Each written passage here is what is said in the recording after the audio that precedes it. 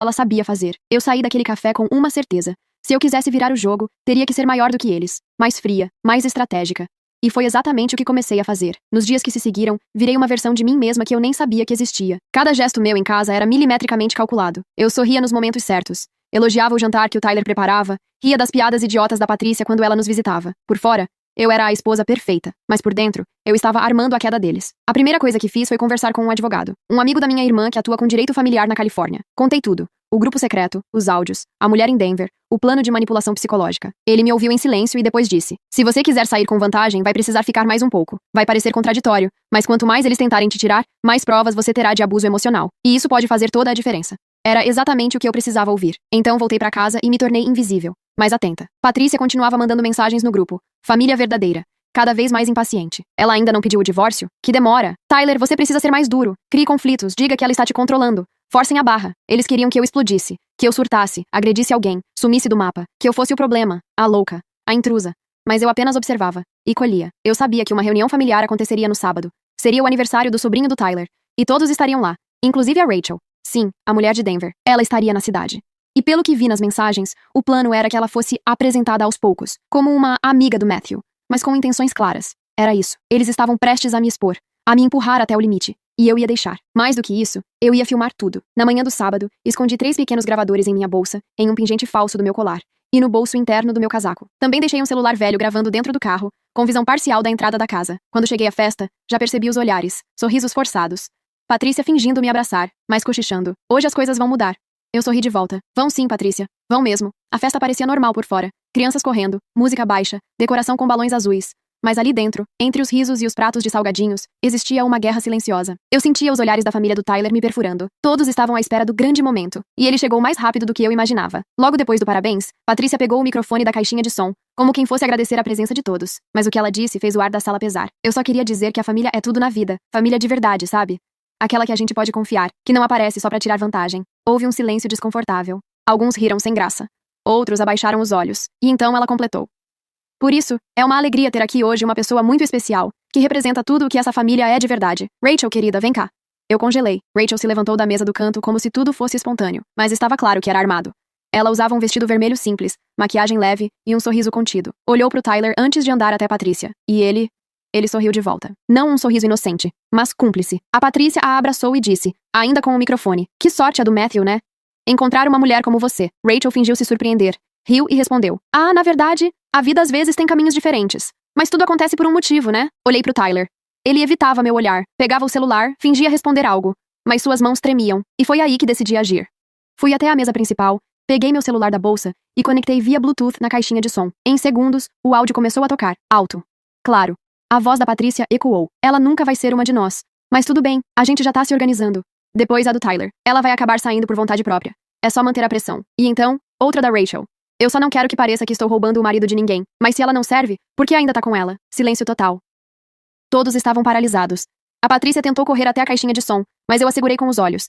Não precisei dizer nada. O estrago já estava feito. Respirei fundo e disse, alto, olhando pro Tyler. Eu sabia de tudo. Desde o começo. E agora, todo mundo sabe também. A Rachel empalideceu. O Matthew levantou, confuso. A tia Susan deixou o copo cair no chão. E o Sr. Raymond, o pai do Tyler, apenas cruzou os braços e sorriu de leve. A guerra virou de lado naquele instante, mas ainda estava longe de acabar. Assim que o último áudio terminou, o salão virou um campo minado. Ninguém sabia onde pisar. Ninguém sabia para onde olhar. O som do balão estourando por acidente no fundo só deixou tudo mais tenso. Como se até o universo estivesse desconfortável com aquele silêncio. Tyler foi o primeiro a tentar se recompor. Você tá maluca? Invadir privacidade agora? Eu ri. Foi um riso curto, quase sem som. Engraçado ouvir isso de alguém que passou meses me espiando, me manipulando e tramando minha saída da própria vida. E tudo isso, com plateia. Apontar pro grupo Família Verdadeira foi como acender um fósforo em um tanque de gasolina. Os olhares se voltaram para Patrícia. Ela tentava manter a pose, mas o rosto dela queimava de raiva e humilhação. Pela primeira vez, ela estava exposta. Sem controle. Sem roteiro. Ela tentou argumentar. Isso não é o que parece. Você tirou do contexto. Mas a Amanda, a mesma prima que já tinha feito piadinhas sobre herança, cruzou os braços e perguntou em voz alta. Patrícia, você sabia que a Rachel tava com o Tyler esse tempo todo? Patrícia hesitou. Eu só queria proteger a família. E foi aí que Raymond, o marido dela, deu um passo à frente. Você não protege ninguém, Patrícia. Você destrói. E faz isso desde sempre. Comigo, com os meninos. Com qualquer um que não se encaixe no seu mundinho doente. Todos ficaram em silêncio de novo. Patrícia tentou rir, como se aquilo fosse exagero, mas Raymond não parou. Eu aguentei anos do seu controle. Vi você acabar com o noivado do Matthew. E agora tá tentando fazer o mesmo com o casamento do Tyler. Só que dessa vez, você passou dos limites. Ele olhou pra mim.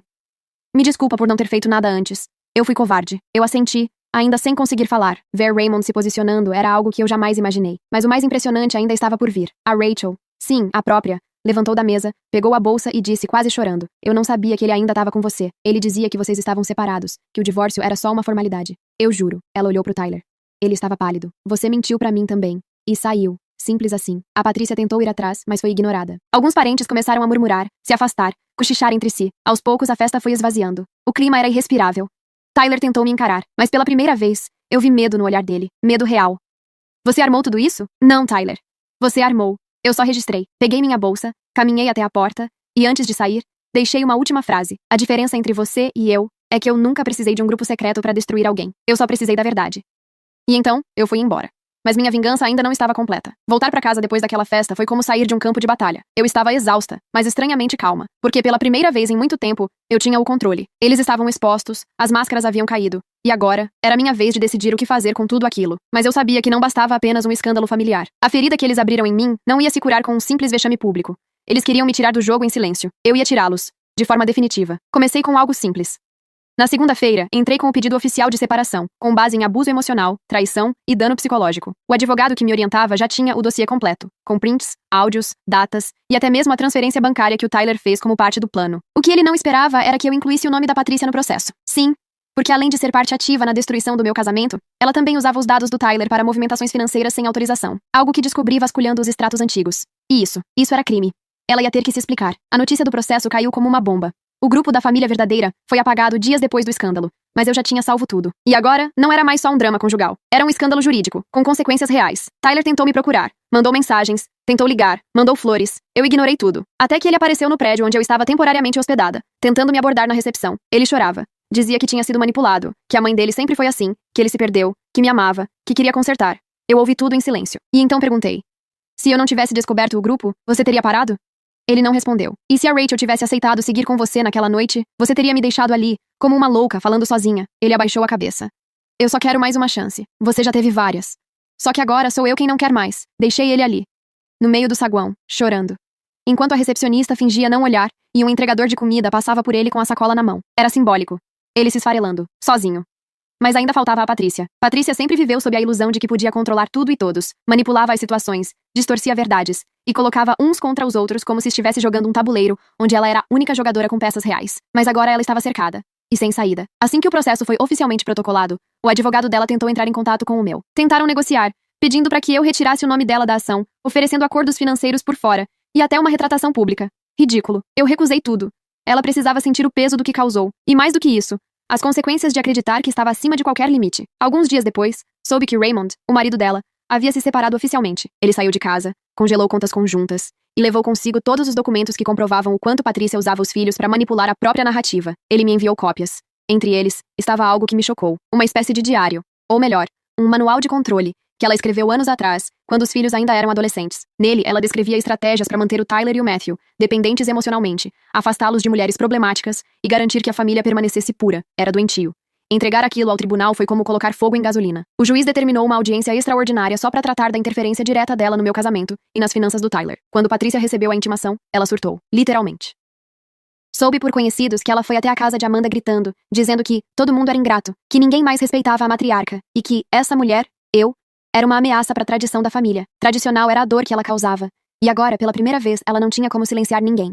A audiência foi marcada para dali a 2 semanas. Até lá, o Tyler teria que responder por suas ações e Patrícia, bem, ela teria que enfrentar as consequências jurídicas por invasão de privacidade, assédio emocional e difamação. Mas antes disso, eu tinha mais uma carta para jogar, algo que vinha guardando como um trunfo final. Era curioso como mesmo no meio do caos, eu me sentia mais centrada do que nunca. Toda a dor, a humilhação e a raiva haviam sido canalizadas em algo maior, uma estratégia fria, precisa. Eu não estava mais sobrevivendo.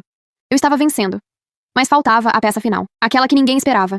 Nem mesmo Patrícia. Durante as semanas em que fiquei infiltrada no grupo Família Verdadeira, uma mensagem específica me chamou a atenção. Era antiga, de meses atrás, e parecia ter sido ignorada por todos na época. Foi enviada por uma tia distante, a Lorraine, que morava fora do estado. Ela dizia: se a fulana souber que a Patrícia forjou a história da herança da casa do avô para afastar a ex do Matthew, o caldo vai entornar. Na hora passou batido. Mas depois da audiência ser marcada, fui atrás disso. Consegui contato com a tal ex do Matthew, a Brianna. aquela que, segundo Raymond, também havia sido vítima da manipulação da Patrícia anos atrás. Contei o que estava acontecendo, expliquei minha situação e perguntei se ela estaria disposta a conversar. Ela topou. O que ela me contou me fez entender que a Patrícia era ainda mais ardilosa do que eu pensava. Anos atrás, quando Matthew e Brianna estavam prestes a se casar, Patrícia inventou que uma casa de herança da família estava prestes a ser disputada judicialmente, e que por isso precisariam proteger os bens em nome dos filhos, e não de cônjuges. Ela usou isso como desculpa para fazer Matthew assinar documentos que o distanciavam financeiramente da Brianna. E claro, manipulou a menina para achar que ele não queria casar em comunhão de bens. Resultado, separação. Mas o pior, a casa nunca existiu. Era uma mentira. Um imóvel inventado. Tudo para manter o controle sobre o filho e afastar qualquer mulher que representasse independência. Brianna me entregou prints de e-mails antigos, conversas com a Patrícia e até uma carta escrita à mão que ela recebeu da própria sogra, pedindo discrição sobre o assunto da casa, pois a família valorizava a tradição mais do que contratos. Tudo isso foi anexado ao processo. E como o caso estava ganhando peso jurídico e emocional, meu advogado pediu uma audiência adicional para apresentar o novo conjunto de provas. O tribunal aceitou. Agora, Patrícia não enfrentaria só meu processo. Ela também teria que explicar uma mentira grave que resultou na quebra de um noivado e possível fraude emocional com intenção patrimonial. No dia em que ela recebeu a nova intimação, a reação foi exatamente como eu imaginei. Ela teve um colapso nervoso. Não de saúde, mas de orgulho. Ligou para o Raymond aos prantos, dizendo que tudo isso era uma injustiça, que ela só queria proteger os filhos, e que essa mulher, eu, estava destruindo tudo. Mas dessa vez, ninguém correu para protegê-la. Dessa vez, ela estava sozinha com as próprias escolhas. A segunda audiência chegou como uma tempestade anunciada. Todos sabiam que ia ser tensa, longa e suja. Mas nem eu estava preparada para o que viria. A sala estava cheia. Tyler, Patrícia, Matthew, até a Amanda apareceram. Mas o que me surpreendeu foi ver o Raymond do meu lado, sentado com postura firme, como se dissesse silenciosamente: agora vai. A juíza iniciou ouvindo os depoimentos sobre a manipulação emocional e o grupo de WhatsApp. Tyler, num ato desesperado, tentou inverter a narrativa. Eu fui influenciado, sim, mas nunca quis machucar ninguém. Eu estava perdido. A juíza olhou para ele como se tivesse ouvido essa desculpa 1000 vezes. Mas foi quando apresentamos o novo material, da antiga noiva do Matthew, que o processo virou um avalanche. Mostramos os e-mails, a carta, as datas, as contradições. E a parte mais brutal, o imóvel fictício que Patrícia usou para justificar uma ação legal inexistente. Aquilo não era mais drama de família. Era fraude. Patrícia tentou falar, tentou chorar, tentou teatralizar tudo, como sempre fez. Mas a juíza cortou. Senhora Patrícia, a senhora tem ciência de que está sendo investigada por manipulação documental com fins patrimoniais? O rosto dela se esvaziou. A sala inteira ficou em silêncio, e então veio o que mais me marcou. Raymond, o ex-marido dela, entregou uma pasta com documentos que havia guardado por anos. Cartas, recibos, declarações de antigos funcionários da casa, todos mostrando como Patrícia agia nos bastidores. Ela construiu uma rede de controle baseada em chantagem emocional e mentiras. A juíza suspirou e disse: este caso vai muito além de um divórcio. Isso é um alerta de como abuso psicológico pode ser disfarçado sob o nome de tradição familiar. Sai dali com a sentença provisória ao meu favor. Direitos financeiros preservados, ordem de restrição contra Patrícia e autorização para seguir com uma denúncia criminal, caso eu quisesse. Na saída, Tyler tentou me alcançar no corredor. Eu me arrependo de tudo. Virei para ele, olhei nos olhos e falei, sem elevar a voz: você se arrepende porque foi pego. Se eu não tivesse descoberto, estaria em Denver agora, com outra, me deixando com nada. Ele abaixou a cabeça. E dessa vez, não teve argumento. Patrícia saiu acompanhada pelos advogados. Os olhos dela não eram mais arrogantes. Eram vazios, derrotados. Ela passou por mim sem dizer uma palavra, mas não precisava. Ela sabia que tinha perdido. Depois da audiência, a minha vida virou um terreno baldio, devastado, mas pronto para ser reconstruído. Eu não sabia exatamente quem eu era fora daquele caos, mas pela primeira vez em anos, eu estava sozinha, e estranhamente em paz. Me mudei para um apartamento pequeno, longe do bairro onde morei com o Tyler. Acordava cedo, tomava café com calma, olhava pela janela e me forçava a lembrar. Ninguém está me observando. Não tinha grupo secreto, sogra venenosa, nem marido me espionando. Era só eu. E foi aí que percebi o quanto minha vida havia sido moldada pelo medo de perder algo que, no fundo, eu nunca tive de verdade. O amor do Tyler nunca foi meu. A aprovação da Patrícia, menos ainda. O que eles me ofereceram foi uma ilusão de pertencimento, com um cronômetro escondido, pronto para explodir quando eu me mostrasse difícil de controlar. Com o passar das semanas, recebi ligações de gente que antes virava a cara para mim nas festas de família. Amanda mandou uma mensagem longa dizendo que não sabia de tudo, que se arrependeu e que respeitava minha coragem. Ignorei. O Matthew tentou marcar um café. Não aceitei. Não por orgulho, mas porque minha energia não era mais deles. Eu não precisava mais ser vista por ninguém que, um dia, me apagou com gosto. Meu advogado me atualizou que a investigação contra Patrícia por fraude emocional e manipulação documental estava avançando. Ela poderia ser processada formalmente em breve. Eu teria que decidir se seguia com a acusação criminal. Pensei por dias. E no fim, tomei minha decisão. Fui até o escritório do advogado, assinei os papéis e retirei a queixa criminal. Sim, eu podia derrubar a Patrícia completamente. Fazer ela pagar judicialmente. Mas percebi que o que mais a destruía era ser ignorada. Ser irrelevante. Ser deixada de lado sem palco, sem escândalo, sem plateia. Ela queria guerra. Eu dei o silêncio. E o silêncio foi o golpe final. Naquela noite, dormi tranquila pela primeira vez em muito tempo. Sem planos, sem dossiês, sem gravadores escondidos. Eu não precisava mais provar nada pra ninguém. A guerra tinha acabado. Mas a mulher que saiu dela nunca mais seria a mesma. Com o tempo, a poeira foi baixando. O escândalo sumiu dos sussurros, o grupo da família desapareceu. E a Patrícia, bem, ela virou um nome que ninguém mais queria mencionar. Até entre os parentes mais próximos, ela passou a ser tratada como uma figura complicada, intensa demais, controladora. Engraçado como, quando a máscara cai, as pessoas fingem que nunca viram ela de pé. Já o Tyler, ele sumiu. Soube por um amigo em comum que ele pediu demissão do emprego e foi embora da cidade. Alguns dizem que foi pra Denver mesmo. Outros, que está morando com o Matthew temporariamente. Mas pra mim, tanto faz. A parte boa é que ele aceitou assinar o divórcio, sem contestar nada. Zero brigas judiciais. Acho que no fundo ele sabia que tinha cruzado uma linha sem volta. O que me surpreendeu mesmo foi o Raymond. Ele continuou me mandando mensagens